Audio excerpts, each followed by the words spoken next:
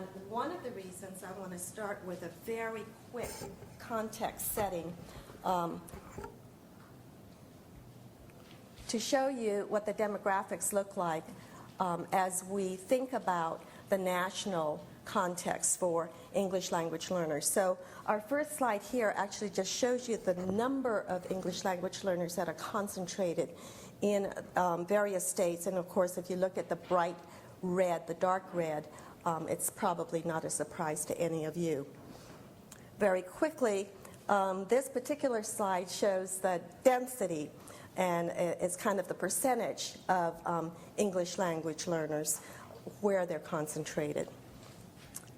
And this is the real emphasis I'd like to share with you, is looking at the growth based on about a 10-year span here. Not a big surprise to many of us, or many of you who are especially here in Illinois, that you are in the category of over 200% growth. But you notice almost all of the Midwest, North Carolina, South Carolina, I don't know where everybody's from, but you can maybe take a look at what the implications are when we're talking about growth in regions of the country that we typically don't think of as having large concentration of English language learners. This is also an interesting context because the largest language group, over 76% of our English language learners are actually Spanish speakers. And of course, the next largest language group, which is a dramatic difference in the percentage, is Chinese, and then Vietnamese, et cetera. And I know it varies from region to region, the concentration of primary language spoken depends quite a bit on regions after Spanish. And finally, just to emphasize the growth, this chart gives you a sense of the dramatic rate of change in terms of increasing numbers of ELL. What is missing in this particular case is the slide that follows this, because the estimated trajectory for the growth of English language learners in the K-12 system by 2035, we're talking about at least 40% of our kids, 40% is estimated to be categorized as English language learners across the country. That has incredible, obviously, implications for leaving no classroom behind, no teacher untouched with the experience of addressing the needs of English language learners. So it's a real privilege for me today to be able to introduce to you a panel of experts representing research, policy work, and also very deep practice at the school level. We thought that it would be helpful and useful to give a quick overview, starting with a big picture of research focused on effective instruction, and then move to a topic, a specific program model to address the category of newcomers, and especially, I think, challenging when we think of high school students entering our system for the first time. As all of you know, there's a big difference between a 5-year-old who comes as an immigrant to this country entering our system in contrast to a 15-year-old, and the implications for what kind of support that is needed and how do we address that. And of course, what we will conclude with is a more of a whole school systems approach from a real-time award-winning leader at a small high school that has enormously, significantly altered the trajectory for English language learners in terms of all of the progress indicators, and that we'll describe to you in full detail. What we would like to do, because this is a smaller group, we did have some structured questions and small group discussions, is trying to devote the last half of this session for interactions. We'll give some time for some table talks, because one of the purposes is recognizing that there's also a lot of expertise in this room. And as you can see how the conference is organized, is to give you maximum opportunity to connect with each other and share your experiences, and we will keep building on that as you see throughout today and also tomorrow. And at the same time, leave some time for you to interact directly with the panel members, if that's okay. That's what I would propose. Slight modification of some of the structures, if that feels comfortable with everybody. We're going to go right in. Any questions about the format or the process? So let me start, first of all, by introducing you to Diane August. And if you don't already know her from her work as a national researcher and also a policy influencer, read her bio. Very, very impressive. Currently at the Center for Applied Linguistics. And what Diane will do is give us kind of a big overview and a setting for the main theme in this session, and it really gets down to what we heard this morning.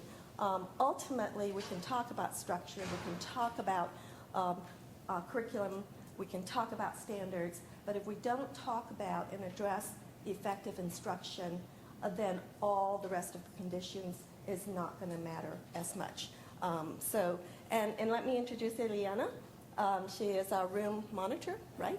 So she will help us with timekeeping and anything else you want to tell us, like, you know. If you have any questions, we're trying to record it, so just raise your hand, I'll show them the microphone over here. Okay, thank you. So we'll start with Diane. So thanks for giving me the opportunity to talk about English language learners, and thank all of you here for attending this session. I'm going to talk about effective English literacy instruction, but the examples I'm going to provide actually are examples of teaching not high school, but middle grade, 7th grade students to literacy in the context of science instruction. So I'm really going to focus on content a little bit as well as literacy. The National Literacy Panel for Language Minority Children and Youth provided a very comprehensive review of the research evidence related to developing literacy in second language learners. And I've worked with Tim Shanahan to update that review through 2009. And what I hope to do is summarize findings from the experimental studies. And from there, describe principles for effective practice. The issue with these studies, you all know, is they're very context-bound. So you have an experimental study focused on second graders learning English in a neighborhood that's high poverty, where everyone else speaks Spanish. That instructional and that intervention, its effectiveness and the practices are really influenced by the context. And so I think, and there are very few studies if you look across all the studies that have been conducted. So a way to provide help to the field, we thought, was to extract principles from this experimental research to help guide practice, because you'll have to take these principles and apply them to your particular context. And so with each principle, though, I'm going to provide some examples of effective practice. And this is going to be short, so bear with me, about 15 minutes. I don't think there's any need for statistics showing the challenges facing English language learners. This is a group of children that tends not to meet grade level standards, including over time. But teachers are doing the best they can to meet the needs of these children. We think the best chance of improving instruction, and again, I'm really focused on instruction here, is to rely on previously successful approaches, and we think that the best way to figure out what those approaches are is really to look at the research. So here's principle number 1, that effective instruction for ELs emphasizes literacy components. That is, if you're trying to develop literacy in this population, you need to remember that it's important to develop phonological awareness and decoding, or reading fluency, vocabulary, reading comprehension, and writing. It's not enough to focus on one component or another, because unless children become proficient in all these components actually at each grade level, they're not going to be able to access grade-appropriate content nor write about it. And this seems like an obvious thing for me to say, but if you look, for example, at what happens to these children in K-3 classrooms, there's a big focus on phonologic awareness and decoding and oral reading fluency, and not much of a focus, especially on reading comprehension and writing. So again, I just listened to the principal of that wonderful Massachusetts school where the whole school worked on literacy, and it's really, really important for these kids to work on literacy, but not to forget that we need to address all components. These are the number of studies, they're not many, that have been conducted since 1980. So between 1980 and 2009, if you look at the experimental research literature where ELs are in the population, you can look at how few studies we have that address these particular areas. I mean, there is not a robust knowledge base here, but there's enough to, as I said, come up with some guiding principles. Effective instruction for, yes, do you have a question? No, okay. I'm the kind of person that really welcomes questions as I talk, so if you have a question, feel free to ask it, okay? The same kind, what we find is that effective instruction for ELs is similar to what works with native speakers. The same kinds of commercial programs are effective with both groups, and the same kinds of instructional approaches or procedures are effective with both groups. This is as a starting place. And what do I mean about instruction and curriculum?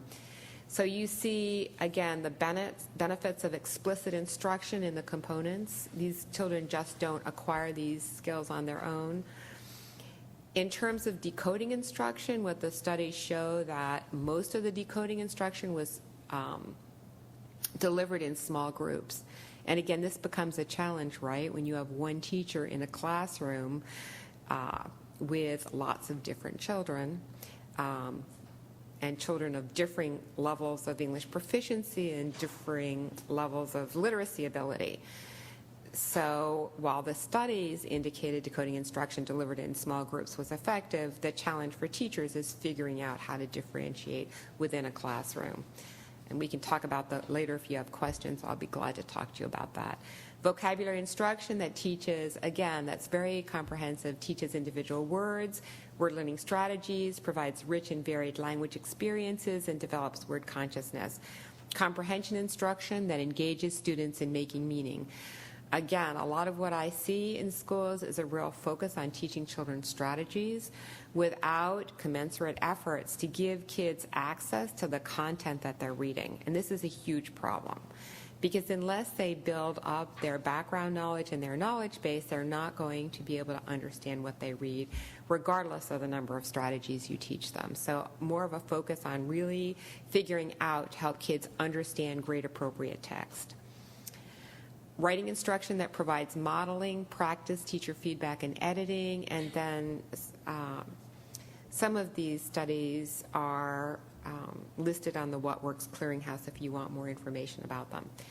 Even though you really need, yeah? I'm sorry. Are these studies certain grade levels or K to 3 grade? These are they're across grade levels. I have to say that most of the research was done, I would say K6, with many fewer studies done for middle grades and high school students. And if you look at the research on content area learning for kids in those grades, it's even fewer, I have to tell you. The experimental studies, like I work in science as well as in reading, and there are about maybe 3 experimental studies or 4 where the population are English language learners, or at least there's some English language learners incorporated into the study, published studies. There are lots of studies there are studies that have sort of pre-post designs where people assess the kids at the beginning and sort of assess them at the end, but there are very few experimental studies. And the same for math. So there's a very limited research base to draw on, and that's why I think these principles are important to know. Start with what we know about effective practice for all children, and then try to adjust that to take into consideration the needs of these ELs. But in terms of adjusting instruction, And just let me go back to your question again. An issue in terms of focusing on these 5 components, it's important that teachers know how to do this, because with ELs, you have kids coming in at every grade level. And a real issue for ELs is if they enter in 4th grade and nobody actually explicitly teaches them to read in English. And, this is not unusual. So again, it sort of calls for designing district and school policies that address the needs of all ELs in the district. And some things just can't be done in sort of at a classroom level. You're a science teacher and you have ELs in there that haven't been taught to read properly. You have a real challenge on your hands. And I've spent a lot of time working in schools in Texas in various districts, and I can tell you in those 7th grade, 6th grade science classrooms, I would say a third to half of the children cannot read grade level text. And so then when you start talking about universal design principles, you have to really think about what you're talking about, right? And how you structure that science instruction to give all kids access to that grade level content. But that's why it's important, these 5 components, right? That, so the instruction needs some adjustment, but a problem with the research is it's not been very explicit about how these basic instructional routines were altered or how they compared with non-altered conditions. So the best you can do is read the studies really carefully and try to figure out what's done differently for ELs. And 2 adjustments that are really important are building on children's first language knowledge and skills, and what I'm going to call enhanced delivery, which is a real catch-all here. So I'll just give you some examples of some work that we've done with kids in middle school. And I would say that the level of these, we're working with grade level text in middle school. So I would say that what I have to say is probably quite appropriate to high school. Cognates between Spanish and English, most of the kids that we're talking about that are ELs in the country, 75%, right, have Spanish as their first language. These children have a rich resource to draw on in that a half to a third of the words between Spanish and English are cognates. And if kids have knowledge of those words in their first language and they are taught to draw on that first language knowledge, it is tremendously helpful for them. Now, I have to tell you that when you get into technical terms that are cognates, it's a different matter. In fact, many of these children don't have those technical terms in their first language either. But what we're doing, I think, by teaching them the technical terms in English and Spanish is we're giving them that knowledge in their first language, actually. But there are a lot of sort of SAT-type words that are in English very low frequency, but in Spanish high frequency. So teaching kids about cognates and helping them draw on this knowledge is really helpful. It's especially helpful if kids are literate in their first language, but even if they're not and have oral proficiency and are taught this, they can draw on this knowledge. So we do this little exercise. We tell them what cognates are. We have them tell us the English meanings of these words and the Spanish meanings, and we explain that in this case, 2 of these words are cognates, necessary and flexible, necesario and flexible, but the third, pie and pie, pie in English means pie and pie means foot, that they're also false cognates, so they have to be careful. But then you can see this is the level of text these children are working with. We pair students. We have them work with a partner to find the cognates in this paragraph and define them. So we don't have them do this until they've actually done a lot of hands-on activities with this concept so they understand the concept. We teach them about cognates. We have them find the cognates. Here are the cognates. You can see how many there are that appear in that passage. And we have the kids identify letters in Spanish that are not in the English word, because what you have to teach children about is that they're alike, but they're not totally alike. So phonologically, they're close, but not always that close, and orthographically the same. So there are differences in letters. There are also differences in sounds. We have the kids rate the sounds. And here's another example of what we do in terms of building on first language knowledge and skills. When we're teaching in these districts where there are large numbers of Spanish-speaking children, we give these kids glossaries. This is also good instruction. But again, this is just one small part of robust science instruction I'm talking about. We're teaching in mainstream science classrooms, trying to bring literacy into those classrooms. But here we have the children rewrite the English and Spanish words. We have a Spanish definition here. We have visuals. Again, this also gets back to universal design principles, right, where you give kids lots of different means of accessing content. We have children work with a partner to answer a question related to the word, and they can draw about the word, provide examples or notes. So we're working with chemical weathering and with the geological processes. So again, I'll probably say it 10 times during this talk, but we start with grade level content here. So our goal is we take whatever these kids need to learn in a 7th grade classroom, or it'll be a 10th grade classroom. That's where we start, and we figure out how to make that accessible. Okay, what do I mean by enhanced instructional delivery? Again, it's using universal design principles, and you heard a little bit about this at lunch, to guide curriculum and instruction. And, this is going to be at a very superficial level, this conversation I have with you, but maybe when we have a little bit time later, I can go into more details. But the idea is just making sure there are multiple means of content representation. What do I mean by that? That kids see things, they hear things, at the same time. So it's not just sort of what they hear, right, or what they see. It's combined. There are multiple ways for students to express their knowledge.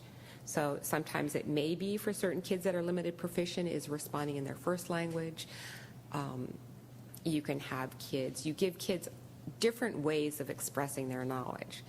So we have a lot of graphic organizers, for example, and we also have multiple ways for students to engage in lessons. We have some direct teacher instruction, but there is a lot of partner talk and group work. And that's critical for second language learners, because the way they're really going to acquire English is through interacting in English with native speakers. Differentiated instruction, which is always focusing on how to organize classrooms so that the teacher can meet the needs of all kids within that class. And again, this is very general, but there are ways to do this, and we can go into more detail later if you have questions. More scaffolding. This is really important for EL. So use of visuals and gestures, clarifying difficult words and passages through instructional conversations. I'm going to show you some examples, additional modeling, and additional review. And so, for example, here's an example of how we teach. We pick some general academic vocabulary from these lessons that is a part of the lesson is important for the kids to understand. So they were looking at natural disasters here, so clearly the word impact is an important word. So we have kids look at a picture. We define impact in English. We define it in Spanish. It's tied to what the kids are studying, right? So they're studying about tornadoes. So we carefully pick these visuals for that reason. There's partner talk, where the kids talk with each other and name a weather event in the past year that has a big impact on Texas. So again, it's using both languages, the opportunity to talk, and we do some language focus here. Biome, that's another example, okay? Now again, when we're using science words here, we present these, we pre-teach them, but we pre-teach them in a way that the kids don't require deep understanding of the concept to get it, because they're only going to really acquire this through other activities in the science class. So we ask them questions that they can answer by drawing on their own background knowledge. So based on the pictures, which biome would you most like to visit and why, right? So it doesn't require a lot of knowledge about biomes, but it really forces them to sort of think about biomes. Here's another example where we are having the kids, they watch 2 videos on glaciers and deltas, very, very short video clips that the teacher just clicks on and they appear. And we have the kids work together. This is a guiding question. So they watch the video clip and they work together to answer these questions. And another thing we've done here is that our lessons are all delivered via PowerPoint. So the teacher guides the lessons via PowerPoint. And there's a lot of hands-on work, but it's framed according to this PowerPoint. And the reason that is important is that these children need to see what they're hearing. So here are the sort of key, they see a video, key questions, they answer the question and write it down, but then the teacher presents the answer for them so that they can see and correct. Again, that's really important for ELs. These seem really simple, these activities, but you would be surprised how little this is actually done in these middle grades classrooms. Here, when I talk about instructional conversations, we take chunks. This is grade appropriate text, and we chunk it. So the teacher will do an oral read aloud of this text, either with the whole class or those group of children who are not able to read this text on their own, while the others work on the text with a partner answering questions about the text. And it's read aloud, and the teacher asks a series of questions for every small chunk of text to make sure the kids have access to the text. And these questions are chosen very carefully, like what is a biome? These are the answers that the teacher has in front of her. The kids don't have these answers. What determines what plant life will grow in a particular biome? Name the 6 major land biomes. And the kids are recording this thing in their own student charts. But again, the idea of orally presenting this information, the kids who can read follow along, and they're working on with partners. Again, this is concept maps that we create that work with the lessons. And what happens a lot of times is that kids will learn concepts, but they're not able to put them together. So in science, again, this is a visual, and what we've done here is the children work together to fill this in, and they've learned these words. And again, you can see we're aiming for grade level, sort of acquisition of grade level content. So the words they're learning: deposition, erosion, weathering, chemical, mechanical, physical change, you can read for yourself, right? Reactions. And when they're done with our activities, our science activities, they are able to fill these in. So geological processes, and we fill some of it in for them. So you can see, and then to correct things, after the children work together and fill this in, there's a conversation, and again, they see what it is that they should have filled in, and they can correct their responses. So just an example of how we try to enhance instruction for second language learners. It's again using these universal design principles, but also attending to things like building on first language knowledge, as I said, additional modeling, additional reinforcement. Effective instruction for ELs develops oral language proficiency. This, again, these seem so obvious, but you would be surprised how few teachers actually focus on developing these kids' oral proficiency in the context of giving them content knowledge. And if you look at the research, what you find is, these are really interesting studies, if you look at, and very recent studies, if you look at the ECLSK data, which follows kids from kindergarten through 8th grade actually now, what you find is children who come from homes where another language is spoken and are proficient in English when they start school actually eventually catch up with native English speakers in reading comprehension. But these children who start school, I'm talking about in kindergarten, exposed to only English instruction, most of these children in this country don't catch up in terms of their reading comprehension. So we've really got to do something. They're just not going to acquire English. We need to be very strategic about this. So what are some things that are important to do? Providing foundational English skills. If you have second language learners who come in high school, frankly, it's not a bad idea to give them those, to explicitly provide them with those foundational skills. Now, they're not really going to acquire full proficiency this way. They're going to acquire it through interacting with native speakers in English. That's how you learn a second language. But to the extent that you have these grammatical structures in your head, right, then it's easier for you when you're interacting to pay attention to the kinds of words and phrases that you should be using. In content area instruction, the importance of focusing on both language and content objectives, and it's really hard. I was like laughing when one of the presenters was talking about science teachers who thought that they knew everything. Mm-hmm. Well, let me tell you, it is really hard working with middle grade science teachers, and I'm sure it's the same with high school science teachers. They don't think it's worth teaching these kids any general academic language, and you can even show them that these words appear again and again on their state tests, that if kids don't understand these words, they won't understand the task demands. They still don't think it's their job to teach this. Skills coupled with enhanced meaning-making emphasis, and again, what I see a lot going on is a lot of strategy instruction.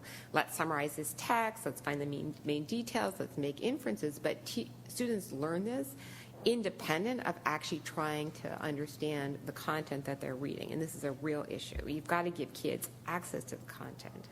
And then, again, the importance of grouping ELs with English proficient speakers and giving them opportunities to talk with each other in meaningful ways to help them acquire English. So again, this is an example of an activity we have kids do. We have them look at 5 pictures of erosion. They're going to discuss and record observations of the pictures with a partner. They're going to record what eroded and the cause of the erosion, and we give them a language note. So again, here they're working with each other. They've learned about erosion. You have 2 kids working together. They observe, they talk, and we give them some scaffolds here. So we give them sentence frames, and you can see that the responses come in. Effective instruction for ELs is comprehensive and multidimensional. We teach ELs to grade level standards. Again, you've heard most of this this morning, but it's important that we monitor the progress of current and former ELs. And again, this former ELs is really important, because what you find is about 1/3 of the kids that have been declassified or reclassified as English proficient then actually do quite poorly after a year or 2 out without getting the kind of support they're used to. It involves collaboration. To successfully educate these children is really a school-wide effort where there's collaboration between the ESOL specialists and the content area teachers, and between special educators and ESOL specialists. There has to be coherence in programming.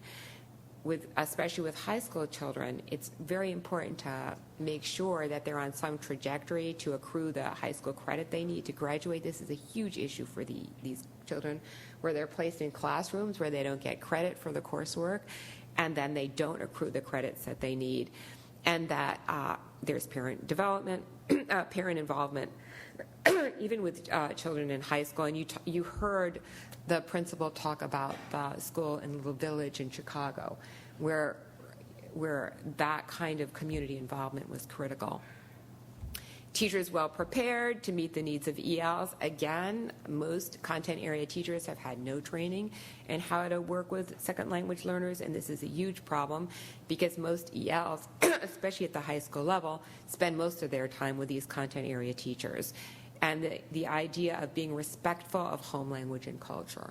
So seeing children's first language as a real asset and not as a deficit, as an example.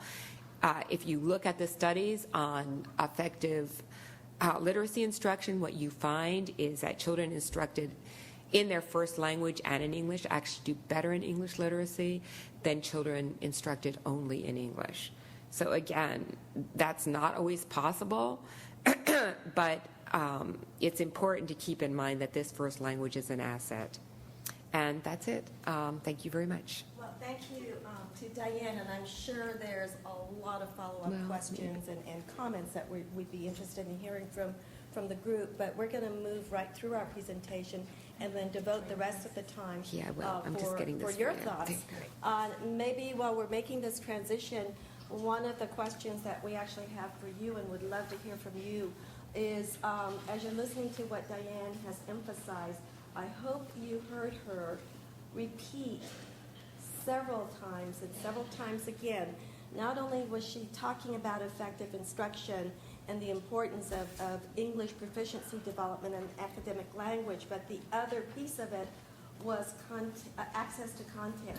So our question for you that we would like to hear is, what are some of your experiences and your practices in your particular situation where you've been able to really ensure that not only are your students gaining English proficiency, but at the same time not losing on content acquisition as well. So with that, We're going to go right to Mabel Rivera, who is the Deputy Director of the English Language Learner Center and also a faculty member of the research faculty at the University of Houston. Thank you. Or is it Texas? University of Houston. Thank you. Okay. Okay. Like Libby mentioned, we're going to be focusing a little bit on adolescent newcomers. And I'm curious to know how many of you work directly with an adolescent newcomer program? Anyone here? Okay. Okay. Well, just to go over a little bit on this population, is they are a subset of English language learners who are first enrolled in U.S. schools at middle school and high school level, but who also have attended an English-speaking school for fewer than 2 years. So they have recently arrived, and they often have limited English proficiency and formal schooling.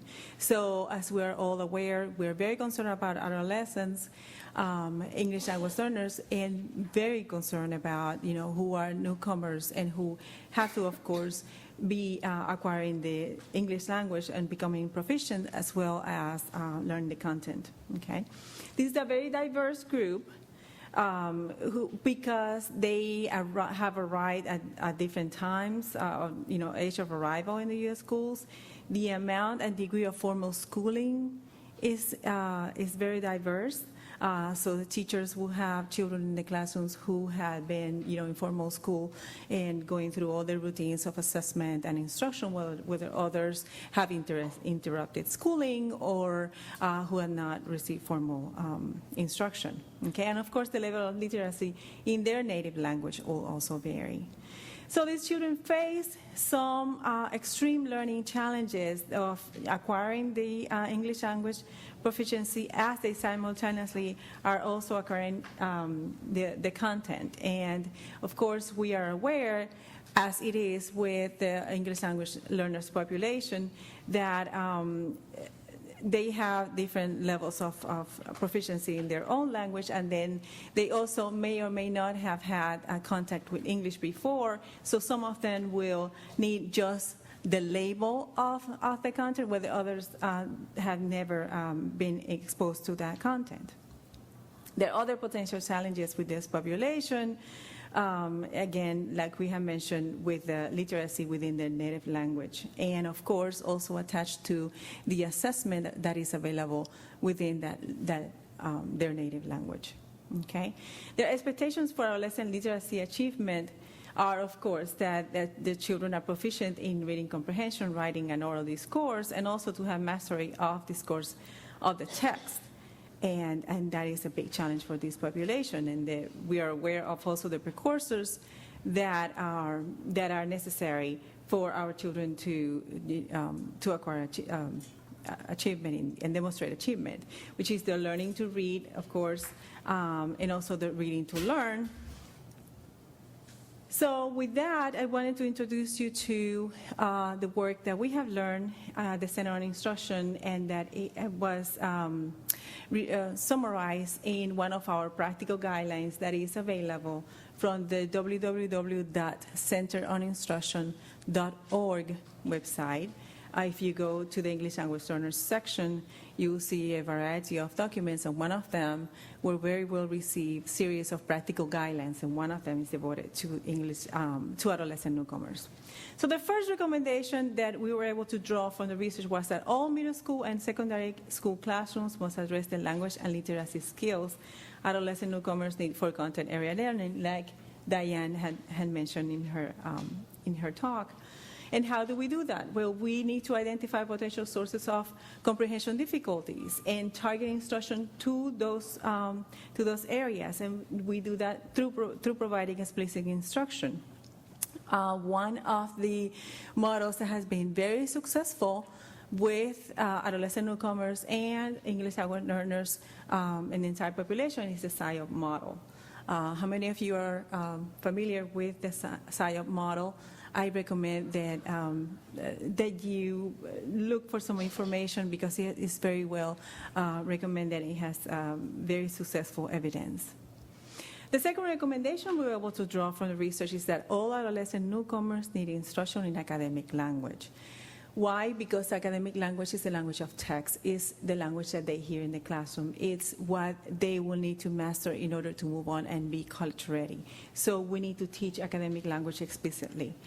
That is necessary for text comprehension, writing, and school success. And how do we do that? Well, we need to use effective vocabulary instruction strategies that is explicit in terms of, using direct instruction to teach meaning, systematic, going from simple to more difficulty, extensive across all the curriculum, and intensive also in terms of the depth and the breadth of the vocabulary that we're teaching. Okay, the third recommendation is that adolescent newcomers need direct explicit instruction, like I just mentioned, with vocabulary, and we also need to do it for comprehension, as Diane had mentioned. Through also using explicit and purposeful strategies, engaging the students actively, and we know how important this is to outreach to those English language learners who sit in the corner of the classroom, who become passive learners. We need to engage them into using the vocabulary, and into using the strategies and participating actively in the classroom, using some corrective feedback, and also motivating the students. The fourth recommendation is that adolescent newcomers must receive intensive instruction for writing for academic purposes in a variety of settings and opportunities. We need to integrate writing into everything they do across the curriculum, giving frequent writing practice and feedback from the teacher. The fifth recommendation is that effective classroom instruction begins with systematic assessment, and this is a very difficult area. There's a lot of debate in the research also as well of, we all know that what will give us the clear picture of what the students know and what their areas of difficulty is to provide assessment in their native language and also in English. However, that is not always possible because sometimes we have students, from remote places where we don't have assessment that is reliable that we can use here, nor do we have the staff available to do it. So this is a challenge, but we need to do our very best to, find those ways to use some strategic assessment to be able to learn exactly what the areas of difficulty are. Okay. So we need to maintain a balance, again, on, in some cases of, how much do we really need to test and what will give us the best information. The sixth recommendation is about students with word reading difficulties need targeted and explicit intervention. How do we do that? We can use small group or one-on-one approaches, for example, and through the tier interventions, depending on, what the needs of the students. So with that, I wanted to move on to some organizational elements that we have seen in the literature of other primary researchers who have studied, who have visited, who have written case studies on effective newcomer programs, such as Debbie Short and her group, for example. Okay. The first organizational element that they have seen in effective programs is that they have systematic support for student assessment and placement. Okay, that teachers need the appropriate tools to be able to derive information and to be able to plan according to the information that is gathered through that assessment. So there's had to be, like Diane mentioned, some ongoing classroom assessment, for progress monitoring, paired to the large-scale assessment, that will give us a complete picture of what the students, where the students are and what they need. They also, these effective programs have heterogeneous grouping in which they pair students who are at different levels of proficiency and also levels of knowledge in terms of content. So there's a lot of collaboration happening in the classroom, a lot of active learning, a lot of participation, within those different levels of knowledge, and that the students are able to support each other. There's also extended instructional time, and we heard one of the principals this morning talking about, how they have extended their time and their activities around their community school in order to provide more support to the students and to the families as well. Some coordinated efforts in terms of, across the curriculum and across, I would say vertically in terms of different grade levels and also across the curriculum. Okay, the teachers should be able to coordinate across the curriculum and instruction for newcomer programs and see, as the students make progress, how are we going to support them in order to move on to participate more in their other classes. Targeted resources for language and literacy instruction. We need to provide more professional development to teachers, and I'm sure that this resonates with everybody. Professional developments to teachers so they will feel empowered and uses the correct strategies and tools in order to provide the best services for these students.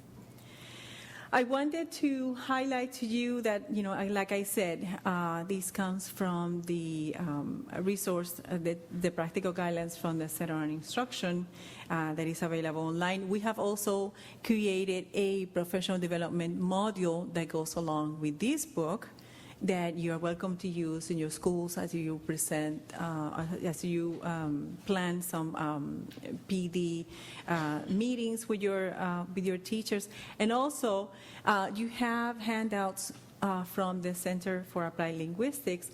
One of them is, I wanted to highlight to you that they have an online database of middle school and high school programs that are for newcomers that is very well documented, and I think they have done a great job in terms of highlighting what make these programs so effective.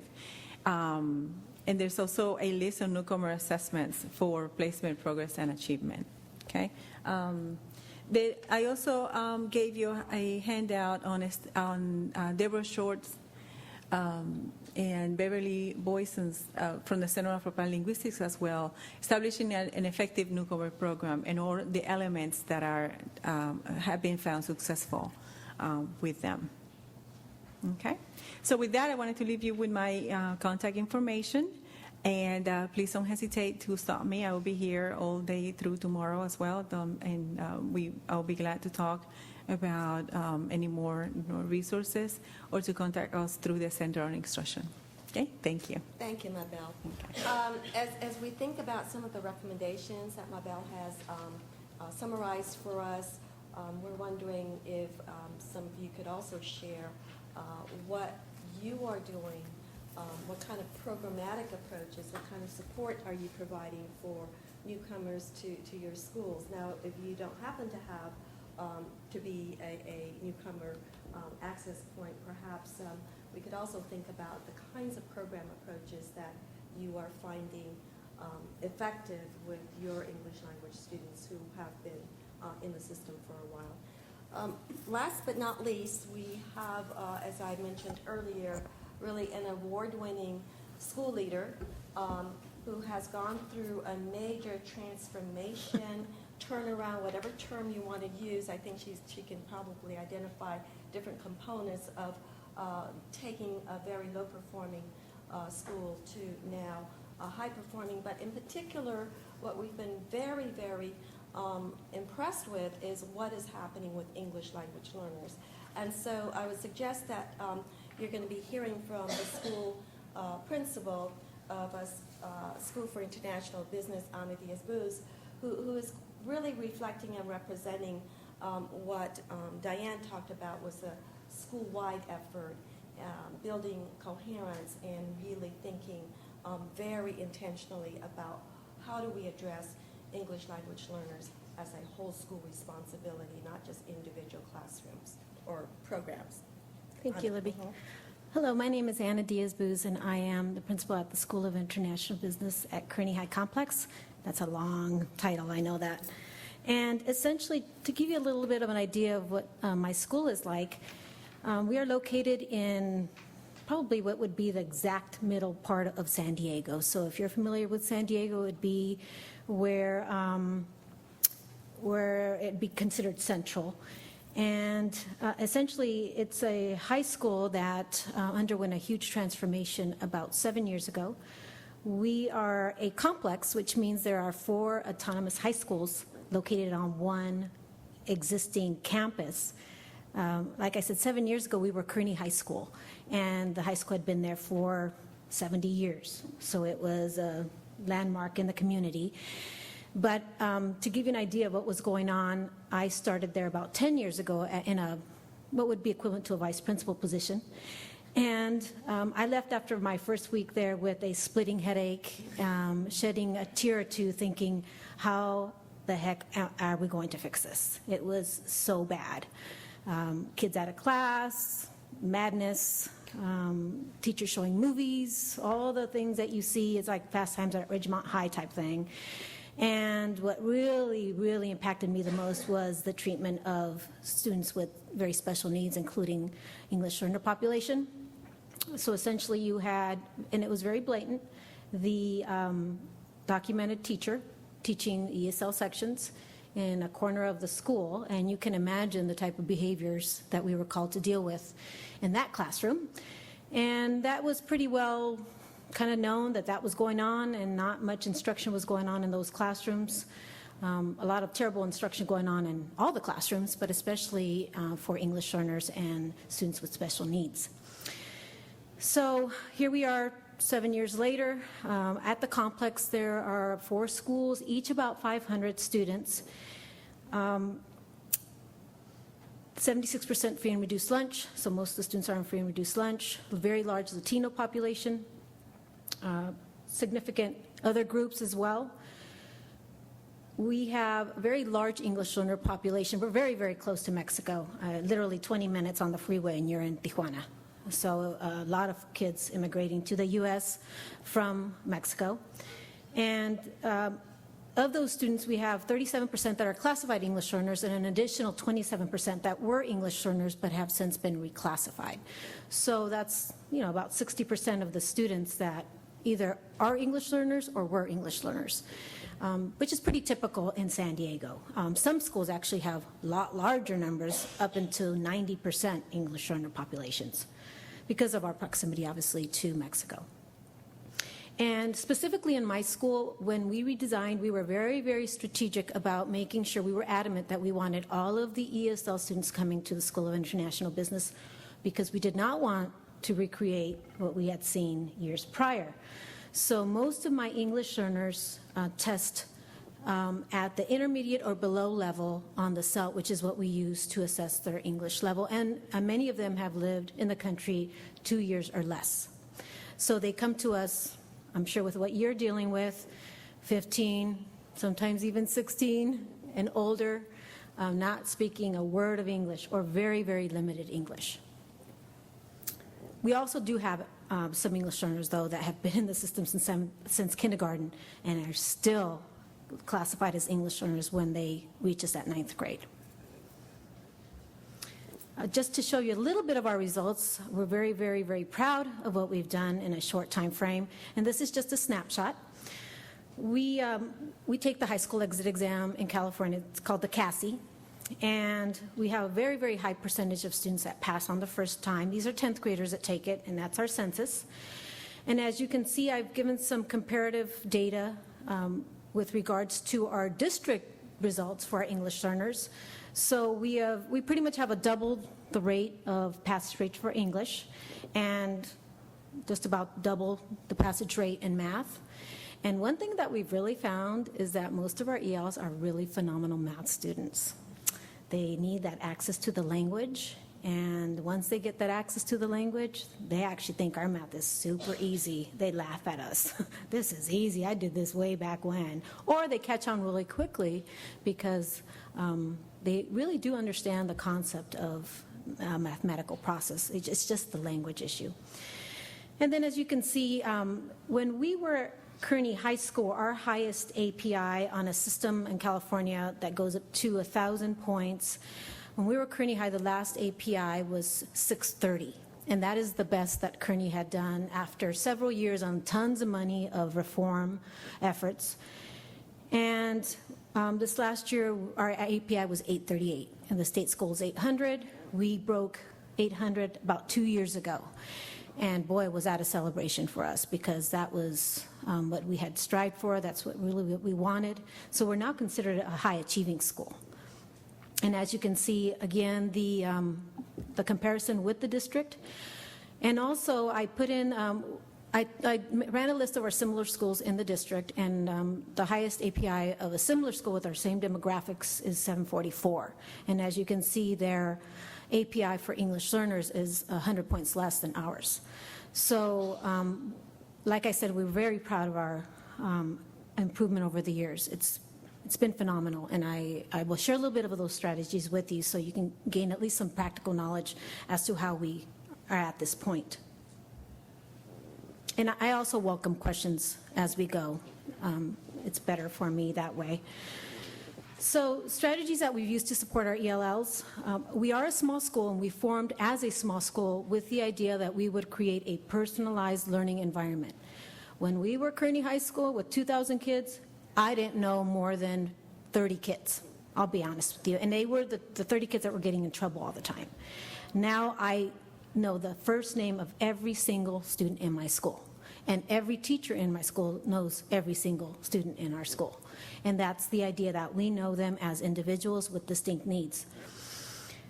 We've really tried to provide the best school structure to best support our ELLs. And I and my team, my instructional leadership team, choose teachers very carefully, and we train them very, very well. So each year we've perfected these 3 strategies very well, and I'll share a little bit about each one. Strategy number 1, know your students as distinct individuals. We have a process for immediate identification and proper placement. So anytime a student enrolls in our school, I absolutely meet with them one-on-one.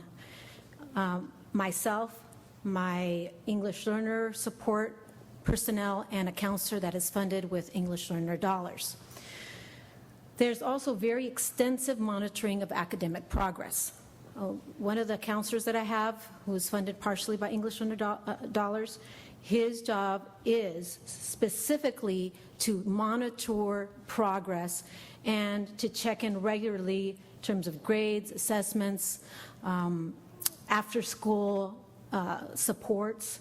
And when he sees that students not making progress that we're expecting, he immediately contacts me. We contact the parents, we contact the teachers, and we try and brainstorm ways that we can help the student. We try to engage the parents in the primary language whenever possible. Our largest population, Spanish speaking. I would say that 4 of the 5 people in the main office with me are Spanish speaking. That helps a great deal. And, but we also avail ourselves of the translation services within our district that provide support for other languages. And we do that because we think it's ridiculous to call in families, and if they don't understand the language, you're really wasting everybody's time. So we engage with them in the primary language as much as possible. We also have extensive primary language supports during and outside the instructional day. This is critical for us. So we avail ourselves of all and anybody that is willing to come in and help with primary language support. We contact many of the organizations within San Diego. For example, there's a huge organization, Vietnamese organization in San Diego, and we avail ourselves of their supports constantly. Same thing with the Latino populations and the organizations. We contact them and get them in after school so they can support our work. Many of them volunteer time. Many of them send college students from the local area. And we are very good about making sure that we provide as much support as possible in the primary language. For strategy 2, we provide the school structure that best supports English learners. I'll give you a little story that I always think about because I still have the same counselor. So when we divided up into small schools from Kearny, the head counselor for Kearny High School moved over to my school as one of my counselors, and I have 2. I have the one that supports English learners, and I have the one that supports general population. Well, you can imagine she had very extensive extensive knowledge of master's schedule, and she was very good at what she did. But the first thing that we did was sit down and kind of shared my vision with her, and her first response was, oh, no, that's too many singletons. You can't do that, too many singletons. And I said, no, you don't understand. We're going to program these kids in first. Well, she almost had a cow. I mean, it was horrible. Her response was, how do you do this? This is crazy. This is not the way that I've learned how to do a master schedule. I said, well, let's figure it out together. I'm sure we can make this work. 7 years later, I cannot even touch anything that has to do with an English learner support section, or she has a fit. She so protects this group of kids that you think the world's going to end. So she has completely come full circle from her belief that they were singletons, no, you can't do it, to don't touch them. This is very important. This is why we're successful. So some of the other things that we do is that we allocate resources and personnel to students with the highest need. So you go into my 9th and 10th grade classes, and you'll see very small number in the classes, but you go into junior and senior classes, and the class size is much larger. Why? Because when a student comes to our school, and even if they're 16 years old, sometimes even 17, if they're not speaking English, we put them in 9th grade. Why? Because we don't want them to take the high school exit exam right when they come. They're not going to pass. They need at least 1.5 years for us to work with them so that they can gain access to the language and be able to pass the test. So we really have restructured the entire master schedule to meet the needs of our incoming 9th graders. That means that on the 4x4 schedule, and I don't know if you're familiar with that or not, but on our system, students take 4 classes at a time for what would be 1 semester, but since classes are 85 minutes, they switch over second semester to 4 new classes, similar to a college model. But for our kids that come in at 9th grade and they're English learners or they're struggling, they have a block class that runs the entire full year. So they take, for example, math, 85 minutes a day from September to June. ESL students take an 85-minute block from September to June. They don't switch over at the semester because they need more literacy, more math support, and as you go up in our grades, then you see that kids are able to switch their classes at the semester. We also provide spaces that force kids to interact. We do not have any of the individual desks where you sit in them that you're all scrunched, which I always think, how do boys sit in these, because I barely fit. We only have the 2-person 2x4 desks, and so teachers are automatically obligated to have the grouping. Now that doesn't solve problems in itself. You can have kids sitting in groupings, but if teachers don't understand how to manage groups, it's a disaster.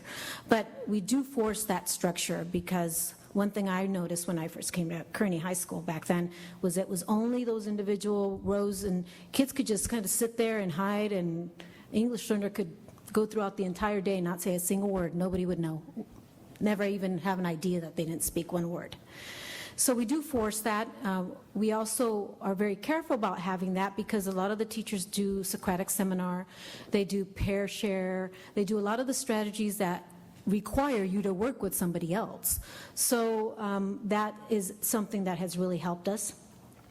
And I think that what is really critical is that we openly discuss the need to support our ELLs. It is a systemic approach.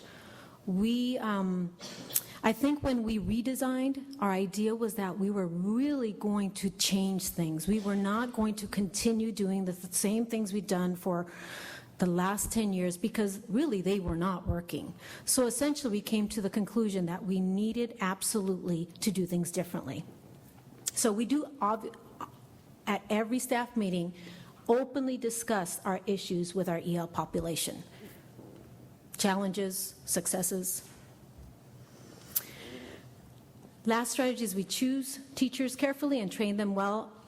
I hope you heard me say we.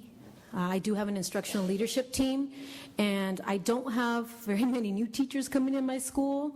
I have had very little turnover in the last several years, but when, for example, somebody's moving and I have a vacancy, I actually feel sorry for the person that wants to come to our school because it's such a rigorous process, including a demo lesson in front of a mixed group of students, including a demo lesson in front of members of the ILT and graduates, so at least 2 graduates. So it's pretty intense, and I figure if they really want to go through that, they're going to, that says a lot. We do get many declined, because once they hear the requirements, they choose not to do that anymore. We place the most skilled teachers with our ELLs. So typically, the teacher that gets to teach the AP section and that has paid their dues and is this phenomenal teacher, they're teaching the ELs. And now that we're in our 7th year, I have many highly skilled teachers, so they rotate, and they may get to teach a high-level advanced American Lit, but they're also going to teach a 9th grade intervention class. So we really try and spread that around.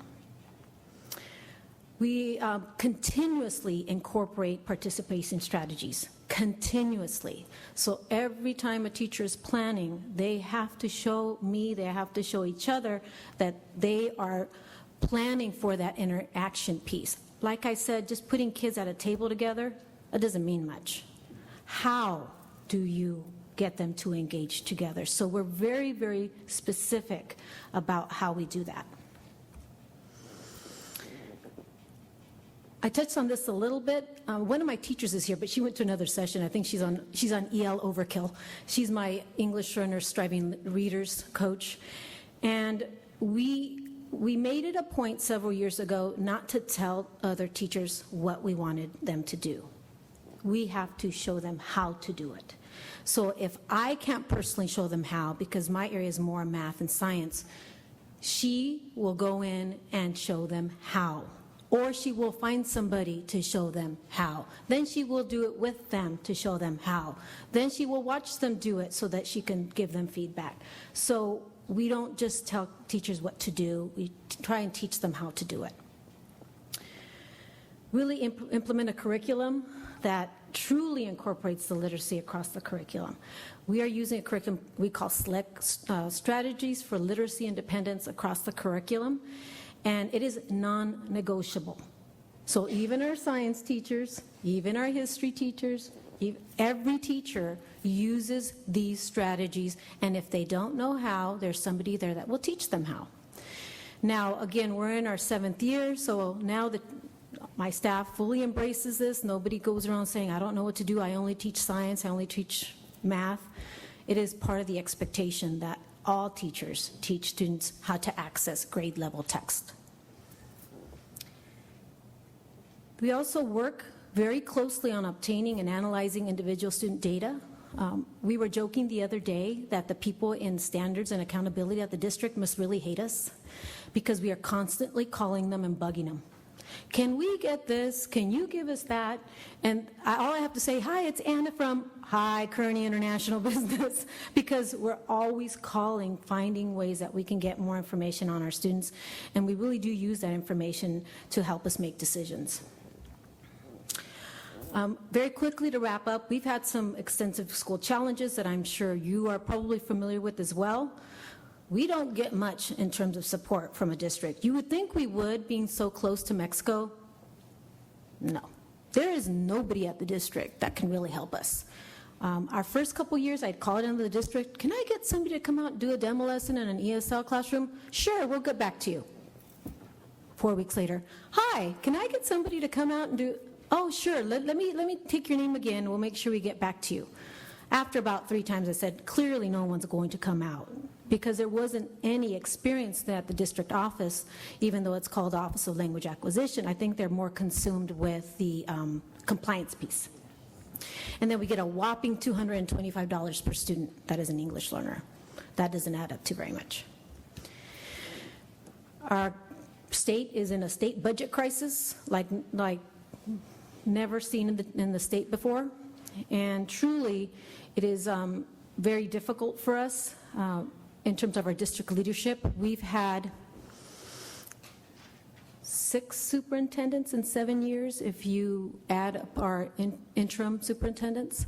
So it's really a revolving door of district leadership, and every time a new superintendent comes in, they restructure the whole district and bring in their own folks, and then I have to start over again trying to understand our district structure. And it's a large district, about 140,000 students, so it's quite large. But amidst all that, what we really have adopted in terms of how we look at what our job is that several years I was driving home, and there's a church by my house, and they put up these cute little sayings, and one of those days it said, "Facts don't cease by being ignored." So I went into a staff meeting and I said, I was driving and I saw this saying, and the teachers really loved it, and they're like, well, let's make that our mantra, that we're not going to get results if we ignore things. And I think sometimes we talk about things. For example, every year I go to meetings and the district kind of presents all the problems that we have, but nothing ever gets done. So the next year, you're sitting in the same seats and it's the same problems. So one of the things that we always say to each other is facts don't cease by being ignored. If we ignore them, nothing's going to change. So that is critical, and I think it's really helped our success. A little idea of the diversity of the school, really, really fabulous. It is night and day from when we were Kearny High School. People visit and they are in shock. Parents who went there as high school students come back because now they're considering putting their own children in the school, and they are floored by the differences. Many, many families that would typically send their children to private school or to other more affluent schools through our choice programs have chosen to come back to the community school. So we're really very proud of the work we've done, and I truly believe it's because when we set out to make a change, we wanted to really, really focus on our students that struggle the most. And because we did that, I believe, we have really changed the face of the entire school. That's it for my presentation. Thank you. To all the panelists, thank you so much. I hope you got a sense that we deliberately saved Anna for the concluding presentation, because what she was able to do was actually support and link back to the conversation earlier from both Diane and Mabel, and demonstrate that you can really use all of those recommendations and make it real and meaningful with incredible results. So I'm mindful of the time, and given that we have a smaller group here, why don't, if it's okay with everyone, why don't I just open this up, make this very informal. Either ask your questions to any panel member or all of them, or share your thoughts that you would like to share amongst the group here about your best practices and your experience. So why don't we do both? Either comments, experiences from your perspective, or questions for our panel members. So you get to choose however you want to do this. Any follow-up questions? Yes. Oh, okay, thank you. You could say who you are and where you're from. That would be helpful. Thank you. Hi, my name is Melissa. I'm with American Institutes for Research, AIR, and my question is for Ms. Anna. You said that your school is part of a four-part campus, or to what extent does your school, or do the other 3 schools have the same, I guess, success rates? And, to what extent are you partnering and collaborating with the other administrators at those schools to, I guess, share resources, support ideas, strategies, and things like that? It is a very unique structure. There are 4 principals, no vice principals. So we have to work together to some extent, obviously. We share facilities. To answer your question about the success of the other schools, it's varied, but every single school has had this more success than when we were Kearny High School. Our school has had the most success if you look at accountability. Then there is another school in the high 700s that's about to break 800. There is another school that's in the mid 700s. And then the last school is in the upper 600s. So as I mentioned, Kearny High used to be in the lower 600s. So all the schools have improved. The schools are actually autonomous. We all have a different school code. We all have a different administrator. Our teachers are self-contained within the school. The unique part is that we still have one athletics program, one ASB, all the other things, that cheerleading squad, all the things that exist at high schools. So one of the things that we have not done up until recently is really work together across the campus, because the idea from the get-go was we would be autonomous. And we would really hold dear to that because we wanted to really know the students well. We don't even share students other than like ASB or the JROTC program, because we at first made that mistake of putting like small groups of kids in. Oh, you have some seats in chemistry, let me put them in your chemistry class. And that didn't work because that really ruined that whole concept of personalized. So we really don't share resources across the campus except for those that concern those areas that I mentioned, athletics, all the outside things. We don't really talk. For example, my math teachers don't meet with the math teachers from another school and work together. You might also mention the themes. You have different themes. Every school has a different theme, so every school has really approached their way of instruction differently. For example, the School of Digital Media and Design is completely project-based, and they do interdisciplinary teams that are grade level, whereas in my school, we've completely just focused around helping students that struggle. And we also have a really strong partnership with Mesa College, which is about 5 minutes away. So for us, if you went to my school and to that school, it would be like going across a town and looking at two completely different high schools. Good question. Anybody want to share their own experiences or even challenges that you're having that maybe our expert panel can address for you? Yes.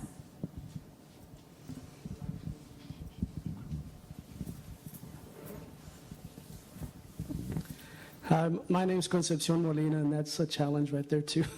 I'm with the Texas Comprehensive Center, well, actually also the Southeast Comprehensive Center. It's not really so much a question, it's just, sharing experience. When I first started school way back many years ago, I didn't know any English. So my first language was Spanish, but I learned right off the bat in first grade and my expertise, my real area is mathematics. But I learned way back when in first grade that the trouble with math is English.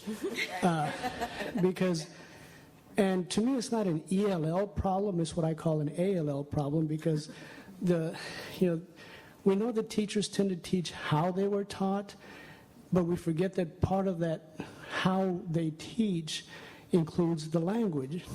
And so as a kid, I know I gave my teachers fits because I'd always pretty much interpret the language very literally. Like, for example, I remember the first time that they gave me a set of addition problems, and the teacher said, add them up. So I put the answer on top. So it took her a little bit to break me of that habit. Then I asked her, well, you want us to add them up? Do we subtract them up too? Just dumb things like that. But, there's so much about the language that we use in math instruction that, I don't know, I'm trying to figure out. I'm doing a lot of work in that area, even though most of my work now kind of takes me away from math. But again, it took me a while to figure out that 1/2 and 2/4 were equal, even though they kept telling me that I was reducing them. Just things like that. I still haven't figured out why is it that we tell kids to interpret something like how many times does 1/2 go into 10? And I'm still trying to figure out how in the world would a kid make sense of that? And I don't care what the original language is, they're still going to have trouble figuring that out. So really, I guess, other than my own work, I was just wondering if y'all have seen anything in the math area that addressed some of these language issues that really, again, is not an ELL issue. It's more about, it's really a problem for all kids, not just ELLs. Well, I mentioned the curriculum that we use, and it was through help from a a Striving Readers grant that we received several years ago. So we're in the last year of that. But I can tell you that just one simple idea, the concept of charting information in a math classroom and having a resource area for students, I have literally seen, especially English learners, but all students, get up from their seat, go find a concept, and that is broken down as simply as possible with maybe the breaking down of an actual word or a definition or a translation. And that is one way I've seen that it's really supported our students, especially our newcomers. Our Vietnamese population is amazingly strong at math, and they always tell me, once I got the English, the math is super easy. So this is work with younger children, but what we did was we developed mini lessons that came before and after the main math lesson, and we looked really carefully at the content. This was in Texas, actually.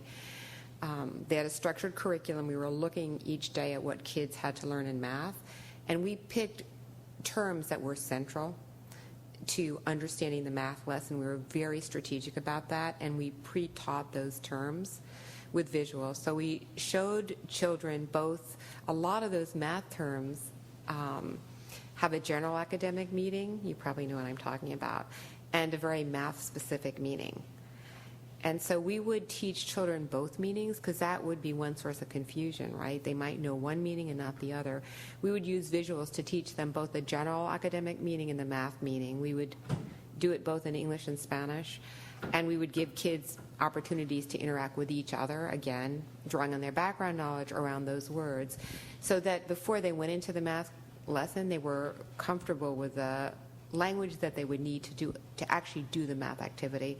Then afterwards, we created these glossaries for kids that the kids had to use that specific academic language to solve particular math problems that were central to the concepts that they had to learn, and they had to practice with it. So again, it's the idea of, but you can't do this in a general kind of way. So we were working specifically with a math curriculum, pre-teaching, and then having kids apply the academic language to solving the math, so a review again, and it seemed to work really well.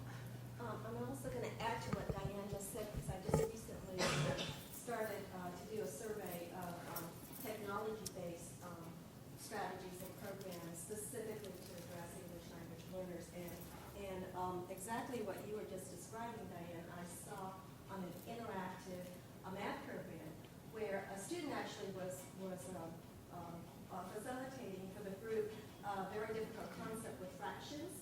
These were English language learners, but what this program had the ability to do was, if you click on the words, it would, if you had trouble with vocabulary, it provides definition, but more importantly, depending on what level of language proficiency you're at, there's a lot of different pictures and visuals that is incorporated, so it's highly interactive. This may be an area of promise that we need to learn more about, because I think that there may be opportunities where using appropriate and very engaging technology applications, it could be one that we could go to a deeper level of personalization or individualization for both language and content access. So I think we have maybe one more question or comment. Okay. If you don't mind, I think this is more for Diane. So the problem we're having is we've got heterogeneous groups where our oral language class or our EL class has multiple languages spoken, and you spoke to the need to teach using cognates and things like that. Tell me about some of the strategies used in heterogeneous classrooms of that nature, where we've got African refugees as well as Spanish. It's not just Spanish. Yeah, I mean, only one strategy I talked about was capitalizing on children's first languages, but again, starting with universal design principles. So what you say, kids see. They see in writing, they see in visuals. We use a lot of, I don't know, what course are you talking about? Like what content? This is mostly just English classes at this point, just language ESL? acquisition. Yeah, ESL. So actually that's an issue for me, is just the fact that there are ESL classes, because I think that in terms of, building foundational skills, very structured ESL might be worthwhile, but I think that you can really develop kids' English proficiency in the context of giving them access to grade appropriate content. And if you don't do this early on, they fall behind in the content, and then they never really catch up in their language development. So I'd be interested in what you have to say about that and what kind of foundational courses you actually have in your school. But again, it's using those scaffolding procedures I was talking about and modeling for the kids, right? You provide the requisite background they need. We show a video clip before we ask them to do anything. We always model what the task is before the kids engage in it. So the teacher will model it. Then there's the kids as a class do several of the activities together, and then they work in pairs. And then there are ways to differentiate so that kids that are more independent can work on their own while the teacher works with a small group. But again, I think that one of the issues is when you segregate these kids in English language development classes, unless you have a very structured foundational curriculum, they don't have access to either grade level content or the native speakers that they need access to acquire English. Because that's really the oral proficiency that they're going to acquire is through interacting with native speakers. The academic language they're going to acquire is through being exposed to the grade appropriate content in ways that helps them connect the concepts and the language. And did you want to? We have this similar situation where I'm at. Most of the students are either Spanish speaking or Vietnamese speaking, but we do get Chinese, African dialects. So one of the things we do, we only have ESL 1, 2, and 3, 4.